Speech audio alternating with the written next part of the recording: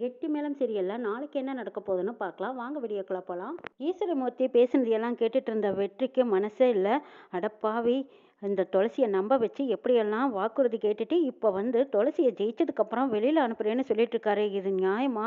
பாவம், இப்படி ஒரு துரோகத்தை பண்ணறதுக்கு இவருக்கு எப்படிதான் மனசு வந்தது? அரசியல்வாதிங்கிறத நிரூபிச்சிட்டாரு. இவரை பத்தி நான் இது நாள் வரைக்கும் புரிஞ்சுக்கல, ஆனா இப்பதான் புரிஞ்சுக்கிட்டேன். இதுக்கப்புறமும் துளசியை பிரச்சாரத்துக்கு கூட்டிட்டு போகக்கூடாதுன்னு நினைச்சு முடிவு பண்ண வெற்றி துளசி கிட்ட வந்து பேசுறாங்க. துளசி, அப்பா பேசுனதுக்கெல்லாம் நான் உங்ககிட்ட மன்னிப்பு கேட்கிறேன். அவரோட குணம் இதுதான்னு தெரிஞ்சதும் என் மனசு அப்படியே சுக்குநூறா நொறுங்கி போச்சு. ஆனா அவர் என் மேல எப்பவும் பாசமா தான் வச்சிருந்தாரு. ஆனா நானும் கண்மூடித்தனமா அவர் மேல அன்பும் பாசம் வச்சிருந்தேன். ஆனா அவர் பேசுனதை கேட்டதுக்கு அப்புறமா அவர் பண்ற துரோகத்தை என்னால ஏத்துக்க முடியல. நீங்க தயவு செய்து நாளைக்கு நீங்க வீட்டை விட்டு வெளியே வராதீங்க. எங்க அப்பாவுக்காக நீங்க வந்து ஓட்டு கேட்காதீங்க மேடம். ஏன்னா அவரை எப்படி தோக்கடிக்கலான்னு வேணா நம்ம யோசிக்கலாமே தவிர அவரை ஜெயிக்க வைக்க இனிமே நம்ம எந்த பாடும் படக்கூடாதுங்கிறாங்க வெற்றி. இல்ல வெற்றி, அதை பத்தி அப்புறம் பேசிக்கலாங்கிறாங்க. இல்ல துளசி, நாளைக்கு நீங்க வரமாட்டேன்னு என்கிட்ட சத்தியம் பண்ணி கொடுங்கன்னு கேட்குறாங்க. வெற்றி, கொஞ்சம் புரிஞ்சுக்கோங்க, நாளைக்கு இதை பத்தி பேசிக்கலாம். நீங்க இதை பத்தி எதுவும் இப்போதைக்கு பேசாதீங்க, போய் நிம்மதியா தூங்குங்கன்னு சொல்றாங்க துளசி. துளசி, உங்களால எப்படி இதை சாதாரணமா எடுத்துக்க முடியுது? அவங்க பேசுனதை கேட்டதுலேருந்தே என் மனசே ஆறல தெரியுமா? அப்படியே ரத்தம் கொதிக்க நிற்கிறேன். எனக்கு அவ்வளவு ஆத்திரம் கோபம் வருது. என்ன செய்யறது? அப்பா வச்சே, அதனால தான் நான் பொறுமையா வந்துட்டேன்னு சொல்றாங்க வெற்றி. வெற்றி, நீங்க இதை பத்தி மனசுல போட்டு குழப்பிக்கிட்டே இருக்காதீங்க. நீங்க போய் நிம்மதியா தூங்குங்க, அதை பத்தி நாளைக்கு பேசிக்கலாம்னு சொல்லிடுறாங்க துளசி. அதுக்கப்புறம் சரின்ட்டு வெற்றியும் போய் படுக்கிறாங்க. விடிஞ்சு காலையில பார்த்தா துளசியை காணா. என்னடா இது, துளசி எங்க போயிட்டாங்க அப்படின்ட்டு வீடெல்லாம் தேடி பார்க்குறாங்க. அதுக்கப்புறம் சரி எங்க போயிருப்பாங்க அப்படின்ட்டு வெளியில வந்து பார்க்குறாங்க. அங்க வெற்றியோட ஃப்ரெண்ட்ஸுங்க எல்லாரும் நோட்டீஸ் கொடுத்துக்கிட்டு இருக்காங்க. டேய், என்னடா காலையிலேயே ஆரம்பிச்சிட்டிங்களாங்கிறாங்க. ஆமா வெற்றி, உன்னையும் இவ்வளவு நேரமா பார்த்தோம் காணோம், அதான் சரி நாங்களே ஐயாவுக்காக ஓட்டு கேட்க புறப்பட்டோங்கிறாங்க. சரி உங்க அண்ணியை பார்த்தீங்களா அப்படின்னு கேட்கும். அதோ அண்ணி அவங்க வேலையை பார்க்குறாங்க பாருங்க அப்படின்னு சொல்லி பார்த்தா அந்த பக்கம் துளசி நோட்டீஸ் கொடுத்துக்கிட்டு ஈஸ்வரமூர்த்திக்கு தான் நீங்க ஓட்டு போடணும் அப்படின்னு மும்மரமா எல்லாத்துக்கிட்டையும் ஓட்டு கேட்டுட்டு இருக்கிறாங்க. துளசியை பார்த்ததும், என்ன மேடம் இது, எங்க அப்பா ஒரு துரோகி, அவருக்காக நீங்க ஓட்டு கேட்டுட்டு இருக்கிறீங்க, முதல்ல நீங்க வாங்க வீட்டுக்கு போலாங்கிறாங்க. இல்ல வெற்றி, நான் நல்லா யோசிச்சு பார்த்துட்டேன். எல்லாருமே என்ன ராசி கெட்டவன்னு சொன்னாங்க. உங்க அப்பா மட்டும்தான் நான் ராசி உள்ளவளாவும், நீ எலெக்ஷன்ல ஓட்டு கேட்ட நிச்சயமா நான் ஜெயிப்பேங்கிற நம்பிக்கையோடவும் என்கிட்ட சொன்னாரு. அந்த நம்பிக்கையை நான் காப்பாற்ற வேண்டாமா? இது ஒரு போட்டி மாதிரி தான். இந்த போட்டியில நிச்சயமா என்னை நம்பி அவர் கூப்பிட்டதுக்காக அவரை நான் ஜெயிக்க வைக்கணும். அதுதான் என்னோட லட்சியம். அவர் என்னை மருமகளா ஏத்துக்கிட்டாலும் சரி, என்னை வீட்டை விட்டு வெளியே அனுப்புனாலும் சரி, நான் அதுல ரெண்டுல எதுவானாலும் நான் ஏத்துக்க தயாரா இருக்கேன். ஆனா உங்க அப்பா இதுல ஜெயிச்சே ஆகணுங்கிறாங்க துளசி. மேடம், உங்களோட நல்ல மனசு வேறு யாருக்கு வரும்? ஆனால் உங்களை பற்றி தான் அவங்க புரிஞ்சுக்காம பேசுகிறாங்களே, அதை நினைக்கும் போது எனக்கு வருத்தமாக இருக்குதுங்கிறாங்க. அதையெல்லாம் தூக்கி போடுங்க வெற்றி. உங்கள் அப்பாவும் கூடிய சீக்கிரம் என்ன புரிஞ்சுக்குவாங்க. நீங்கள் ஒன்றும் தப்பாக எடுத்துக்காதீங்க. வாங்க இப்போதைக்கு நம்ம பிரச்சாரத்துக்கு போகலாம். அவங்க அப்பாவை ஜெயிக்க வைக்கிற வழியை பார்க்கலாங்கிறாங்க. மீனாட்சியும் திவ்யாவும் தனியாக வந்து பேசிகிட்டு இருக்காங்க. மீனாட்சி அக்கா, உங்கள் மாமனார் எந்த அளவுக்கு பிரச்சாரம் பண்ணிட்டு இருக்காரு? போகிற போக்க பார்த்தா யார் ஜெயிப்போம் யார் தோப்போன்னு தெரியல, எல்லாம் சரி சமமாக போய்கிட்டு இருக்கிற மாதிரி தெரியுது. ஆனால் உங்கள் மாமனார் பணம் கொடுக்குற ஐடியா இருக்கா? அப்படி ஒருவேளை அவர் கொடுத்தாருன்னா எவ்வளோ கொடுக்குறாங்கன்னு நீங்கள் தெரிஞ்சுக்கிட்டு என்கிட்ட சொல்லுங்கள். அதை விட 200 நான் ஜாஸ்தியாக கொடுக்குறேன். ஓட்டு போடுறதுக்கு முன்னத்த நாள் கொடுத்தா தான் கண்டிப்பாக அதில் யார் ஜெயிக்கிறாங்கன்னு தெரியும். நான் தான் ஜெயிக்கணும்க்கா, அதனால நான் பணத்தை எச்சா கொடுக்க தயாராக இருக்கேங்கிறாங்க. ஆமாம் திவ்யா, மாமனாரும் பணம் திரட்டி கொடுக்கறதா தான் சொல்லிட்டு இருந்தாரு. ஆனால் இந்த துளசி தான் நேர்மையாக சம்பாதிக்கணும் அப்படி இப்படின்னு ஏதோ சட்டம் வேறாதமெல்லாம் பேசிகிட்டு இருக்கிறா.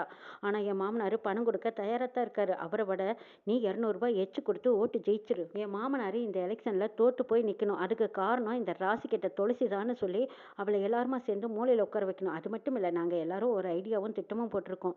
என் மாமனார் இந்த எலெக்ஷனில் முடிஞ்சதுக்கப்புறமா துளசியை வீட்டை விட்டு வெளியே அனுப்பலான்னு இருக்காங்க. ஆனால் என் மாமனார் தோத்துட்டாருன்னு வச்சுக்குவேன், அந்த கோவத்துலையும் வெறியிலையும் நிச்சயமா துளசிக்கு அந்த வீட்டில் இடம் இல்லை, அவளை வெளியில் விரட்டத்தான் போகிறாங்கங்கிறாங்க. இதை கேட்ட திவ்யா ரொம்ப சந்தோஷப்படுறாங்க. அதை தாக்க நானும் எதிர்பார்க்குறேன். சரி, உன் மாமனார் அங்கே என்னெல்லாம் இந்த எலெக்ஷனில் ஜெயிக்கிறதுக்காக பண்ணிட்டு இருக்காரோ அதெல்லாம் எனக்கு அப்பப்போ அப்லோட் பண்ணிக்கிட்டே இருங்கங்கிறாங்க திவ்யா. சரி திவ்யா, முக்கியமாக நீ ஜெயிக்கணுங்கிறதா என்னோட விருப்பம். சரி, நாம் 2 பேரும் பேசிக்கிறது யாருக்குன்னு தெரிய வேண்டாம், நான் கிளம்புறேன்னு சொல்லிட்டு போகிறாங்க மீனாட்சி. ஓட்டு போடுற தேதியும் நாளும் வந்துருச்சு. எல்லாருமே மறுபடி ஓட்டு போட்டிருக்காங்க. ஓட்டு போட்டுட்டு எல்லாரும் வீட்டுக்கு வராங்க. அடுத்த நாள் ஓட்டு எண்ணிக்கையில் அப்படியே ஈஸ்வரமூர்த்தி அளவில்லாத சந்தோஷத்தில் இருக்காங்க. அதுக்கு காரணம் ஈஸ்வரமூர்த்தி அளவில்லாத ஓட்டில் ஜெயிச்சுக்கிட்டு இருக்காங்க.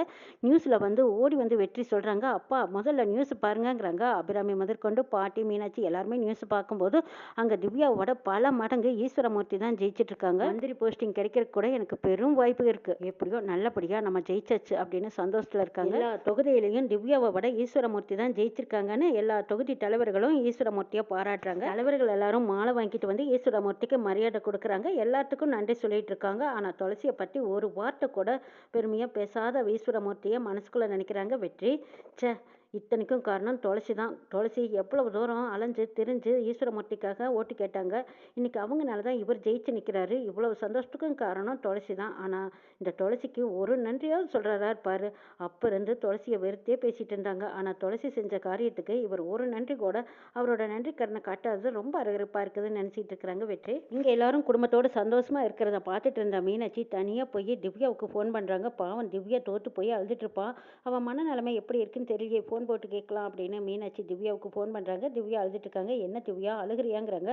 ஆமாம், என்னோட நிலைமை நினச்சா அழுகாச்சு வேறாமல் என்ன செய்வேன். இந்த அளவுக்கு தோற்று போய் நிற்பேன்னு நான் கொஞ்சம் கூட எதிர்பார்க்கல. உங்கள் மாமனார் ஜெயிச்சிருக்காரு, அதுக்கு காரணம் இந்த துளசி தான். அவள் ஏதோ பிளான் போட்டல, அப்போவும் நான் சொன்னனால அதே மாதிரி அவள் ஜெயிச்சு காட்டிட்டா பாருங்கங்கிறாங்க. சரி, உன் மாமனார் ஒரு திட்டம் போட்டாரு, அதாவது ஜெயிச்சதுக்கு அப்புறம் இந்த துளசியை வீட்டை விட்டு வெளியே அனுப்புறதா, அப்படி ஒரு வேலை வெளியே அனுப்புகிற ஐடியா இருக்கான்னு கேட்குறாங்க திவ்யா. அந்த மாதிரி எதுவும் காணா, ஆனால் நான் இப்போ போய் அத்தைக்கிட்டையும் மாமாக்கிட்டையும் தூண்டி விட்டால் நிச்சயமாக அவங்க துளசியை வெளியே அனுப்பிடுவாங்க அப்படின்னு மீனாட்சி முடிவெடுக்கிறாங்க. அப்போ மாமா கிட்ட வந்து சொல்லிக்கிட்டு இருக்காங்க ஈஸ்வரமூர்த்தி கிட்ட. என்ன மாமா, நீங்கள் ஜெயிக்கிறதுக்கு முன்னாடி ஒரு வார்த்தை சொன்னீங்களே, அதை மறந்துட்டீங்களான்னு கேட்டுட்டு இருக்காங்க. நான் எதையும் எப்பவும் மறக்க மாட்டேம்மா, நீ அமைதியாயிரு, நான் பார்த்துக்கிறேங்கிறாங்க. அப்போ அதுக்கு முன்னாடியே துளசி பையும் கையுமா எடுத்துட்டு தியாவை கூட்டிட்டு வெளியில் கிளம்ப போகிறாங்க. துளசி இவங்க எல்லாத்துக்கிட்டையும் சொல்லிட்டு கிளம்புறாங்க. என்னம்மா இப்போ எங்கே போகிற அப்படின்னு ஈஸ்வரமூர்த்தி கேட்கவும், அப்போ துளசி சொல்கிறாங்க, இல்லை மாமா, இதுக்கப்புறமா நாங்கள் இங்கே இருக்கிறது சரியாக இருக்காது, நான் என் பொண்ணை கூட்டிக்கிட்டு நான் தனியாக போகலான்னு இருக்கேங்கிறாங்க. இந்த பக்கம் அபிராமி ஈஸ்வரமூர்த்தி ரெண்டு பேரும் ஒருத்தருக்கு ஒருத்தர் பார்க்குறாங்க. என்ன அபிராமி, நீ ஏதாவது துளசியை சொன்னியாங்கிறாங்க. ஐயோ, நான் எதுவும் சொல்லலைங்க, நீங்கள் ஜெயிச்சதுக்கு காரணமே துளசி தான்னு சொல்லியிருக்கீங்க. அப்படி இருக்கும்போது அவளை நான் ஏன் எதை சொல்ல போகிறேன், நான்லாம் எதுவுமே சொல்லலைன்னு அபிராமி சமாளிக்கிறாங்க. நல்ல பிள்ளைக்கு சொல்லாமல் போகிறது தான் அழகு, அதே மாதிரி சொல்லாமல் கிளம்புவா போல இருக்கு அப்படின்னு மீனாட்சி ஒரு பக்கம் எதிர்பார்த்துட்டு இருக்கிறாங்க. என்னம்மா, என்ன காரணம், எதனால் நீ வெளியில் போகணும்னு சொல்கிறேன்னு ஈஸ்வரமூர்த்தி கேட்குறாங்க. மாமா, என்னால் இந்த வீட்டில் யாருக்கும் எந்த சங்கடம் சலுப்பு வேண்டாம், அதனால் அத்தை நல்லா இருக்கணுங்கிற காரணத்தினால தான் நான் இந்த வீட்டை விட்டு வெளியே போகிறேன். என்னை பார்த்தாவே அவங்க டென்ஷன் ஆகுறாங்க.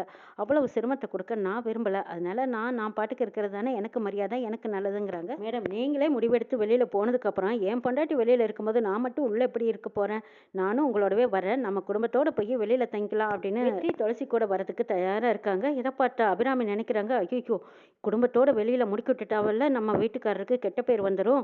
ஈஸ்வரமூர்த்தியும் அபிராமியை பார்க்குறாங்க. என்ன அபிராமி, பார்த்துக்கிட்டு அமைதியாக இருக்க, துளசி மட்டும் இந்த நேரத்தில் வெளியில் போனான்னு வச்சுக்கோ, எனக்கு கிடைச்சிருக்கிற வாய்ப்பு மரியாதை எல்லாமே காற்றுல பறந்துடும் தெரியுமா அப்படின்னு பார்வையிலேயே பார்க்குறாங்க ஈஸ்வரமூர்த்தி. இதை பார்த்துக்கிட்டு உடனே புரிஞ்சுக்கிறாங்க அபிராமி.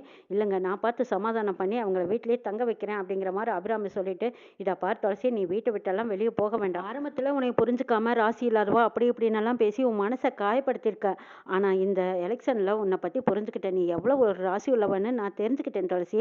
நீ எக்கரத்தை கொண்டு வீட்டை விட்டு வெளியே போகக்கூடாது, நீ இந்த வீட்டில் தான் இருக்கணும்னு அபிராமி துளசிக்காக சப்போர்ட் பண்ணி பேசிட்டு இருக்கிறாங்க.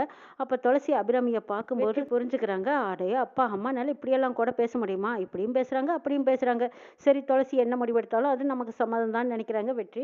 அபிராமி பேசுனதை கேட்டு வெற்றி ஆச்சரியப்படுறாங்க. அம்மா, நீ தான் பேசுறியா, என்னால் என் கண்ணை நம்பவே முடியல, என் காதையும் என்னால் நம்ப முடியலைங்கிறாங்க. டேய், நான் தாண்டா பேசிகிட்டு இருக்கேன், உனக்கு இதில் என்னடா சந்தேகம் இருக்குது, துளசி முதல்ல பெட்டியை கொண்டு ரூமில் வச்சுட்டு நீ ரூமுக்கு போ, நீ வீட்டை விட்டு வெளியில் போறதுக்காகாதுங்கிறாங்க அபிராமி. யாரும் சொன்னதுக்கப்புறம் துளசியும் சமாதானமாகி வீட்டுக்குள்ளே போகிறாங்க. அடுத்தது ஈஸ்வரமூர்த்தி துளசிக்கிட்ட தனியாக பேசிகிட்டு இருக்காங்க.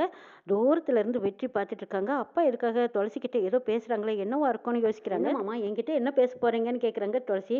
இதை பாரு துளசி, வெளியில் நான் எப்படி வேணாலும் இருந்திருக்கலாம், ஆனால் வீட்டில் நான் உண்மையாக தான் இருந்திருக்கிறேன். உன் விஷயத்தில் இது வரைக்கும் நான் சரியாக இருந்ததில்லை, இருந்தாலும் நான் உன்னை பற்றி இது வரைக்கும் எப்பவும் தப்பாக நினச்சதும் இல்லை, தப்பாக பேசுனதும் இல்லை. இந்த வீட்டுக்கு வந்ததுக்கப்புறம் என்னைய 2-3 விஷயங்களில் நீ என்னை காப்பாற்றிருக்க. இப்போ நான் ஜெயிச்சதுக்கு காரணமும் நீ தான், உன்னால தான் எனக்கு நிறைய ஓட்டு வித்தியாசத்தில் நான் ஜெயிச்சு வந்திருக்கேன். இந்த குடும்பத்தில் ஒருத்தியா நான் உன்னை எப்போவே ஏற்றுக்கிட்டேன், அதாவது உங்கள் அத்தைக்கு உடம்பு சரியில்லை அப்படின்னு சொல்லவும் அப்படியே ஆச்சரியமாக பார்க்குறாங்க துளசி. ஆமாம், வெற்றியோட அம்மா உனக்கு அத்தை தானே, அதுதான் நான் உரிமையோடு சொன்னேன்னு உரிமை கொடுக்குறாங்க ஈஸ்வரமூர்த்தி. அபிராமி எப்பவுமே உன்னை பார்க்கும்போதெல்லாம் குறையா சொல்லிக்கிட்டு தப்பு தப்பாக பேசிகிட்டு இருந்தா, அவளுக்கு உடம்பு சரியில்லாத போனதுனால அவள் ஆறுதல் பட்டுமேனு தான் நான் ஜெயிச்சதுக்கு அப்புறமா உன்னை வீட்டை விட்டு வெளியே வரட்டுறதா அவகிட்ட நான் சொல்லி வச்சேன். அப்போ நான் சொன்னதை கேட்டு அபிராமி சந்தோஷப்பட்டா. ஆனால் இன்னைக்கு அவளே மனசு மாறி இருக்கான்னு, அது ஜெயிச்சதுக்கு நீ தான் காரணம்னு இப்போ முழுசாக உன்னை புரிஞ்சுக்கிட்டா. ஆனால் நான் அபிராமி கிட்ட பேசிகிட்டு இருந்ததை வெற்றியும் நீயும் கேட்டீங்கிறது எனக்கு தெரியும். ஆனால் வெற்றி கூட உன்னை பிரச்சாரத்துக்கு போக வேண்டாம்னு தடுத்ததையும் நான் கேட்டுட்டு தான் இருந்தேன். அதையும் தாண்டி என்னோட நன்மைக்காக நீ வெளியில் போய் பிரச்சாரம் பண்ணிட்டு இருந்ததையும் நான் பார்த்தேம்மா. உன்னோட நல்ல குணமும் மனசும் அப்போ தான் நான் புரிஞ்சுக்கிட்டேன். உன்னை பற்றி தப்பாக நினைக்கிறதும் பேசுகிறதும் பாவம்னு நான் தெரிஞ்சுக்கிட்டேன். நான் பெத்த பையன் வெற்றி கூட நான் சொன்ன வார்த்தைகளை சரியாக புரிஞ்சுக்காம என்னை தப்பாக புரிஞ்சுக்கிட்டு என்னை தோக்கடிக்கணும்னு நினச்சான். ஆனால் சிவராமன் பொண்ணான்னு நீ நிரூபிச்சு காட்டிட்ட. எங்கிருந்தோ வந்து என்னை ஜெயிக்க வச்சுட்டு நீ நல்ல பிள்ளையா வெளியில் போகணும்னு நினச்சப்பாரு. அப்போவே உன் மனசை நாங்கள் புரிஞ்சுக்கிட்டோம். அதுக்கப்புறம் அபிராமியும் நானும் சேர்ந்து முடிவு முடிவெடுத்தோம். என்னோட நல்ல மனசு யாருக்கும் வராது. இந்த வீட்டில் நீயும் உனக்கும் சில அதிகாரங்கள் கொடுத்து அங்கீகாரம் கொடுக்கணும்னு நாங்கள் 2 பேரும் ஆசைப்படுறோம்னு சொல்கிறாங்க ஈஸ்வரமூர்த்தி. ஈஸ்வரமூர்த்தி துளசியை பாராட்டி பேசிட்டு இருக்காங்க. துளசி கண்ணில் இருந்து ஆனந்த கண்ணீராக வந்துட்டு இருக்கு. இவ்வளவு சீக்கிரம் இந்த குடும்பத்தில் நானும் ஒருத்தியாக மாறுவேன்னு நினச்சி கூட பார்க்கலாமாமா, ரொம்ப நன்றி அப்படின்னு கையெடுத்து கும்பிடுறாங்க துளசி. இதையெல்லாம் தூரத்துல இருந்து வெற்றி பார்த்துட்டு இருக்காங்க. அப்பா தப்பாக பேசியிருப்பாரா இல்லை சரியாக தான் பேசியிருப்பாரா, ஒருவேளை துளசி மனசு காயப்படும்படி பேசியிருப்பாரா, மன்னிப்பு கேட்குறாங்களா, என்னன்னு ஒன்றுமே புரியலையே. துளசியை பார்த்து இதை பற்றி பேசியே ஆகணும் அப்படின்னு வெற்றி ரொம்ப ஆர்வமாக போய் துளசி கிட்ட பேசலான்ட்டு போகிறாங்க. அப்போ ஈஸ்வரமூர்த்தி பார்த்துட்டு வெற்றி, நீ இந்த குடும்பத்துக்கு ஏற்ற மாதிரி சரியான மருமகளை தான் எங்களுக்கு தேடி கொடுத்துருக்கேன்னு சொல்கிறாங்க. இதை கேட்ட வெற்றி ரொம்ப சந்தோஷப்படுறாங்க. என்னப்பா சொல்கிறீங்கன்னு கேட்கவும், ஆமாண்டா, நாங்கள் தேடி பார்த்து கல்யாணம் பண்ணி வச்சிருந்தாலும் இப்படி ஒரு மருமக கிடைச்சிருக்க மாட்டா. இந்த வீட்டுக்கு துளசி மருமகளாக வந்ததுக்கு நாங்கள் கொடுத்து வச்சிருக்கணும்னு சொல்கிறாங்க. இதை கேட்டதும் வெற்றி உடனே துளசியை தூக்கி கொண்டாடணும்னு நினைக்கிறாங்க. ஆனால் துளசி பார்த்த பார்வையில் வெற்றி அந்த பக்கமாக நின்று, மேடம் எல்லார் மனசுலையும் இடம் பிடிச்சிட்டீங்க அப்படின்னு பெரும்பான்மையாக நினச்சிட்டு இருக்காங்க. இன்னும் என்னெல்லாம் நடக்க போகுதுங்கிறதையும் நாளை சொல்ல பார்க்கலாம்.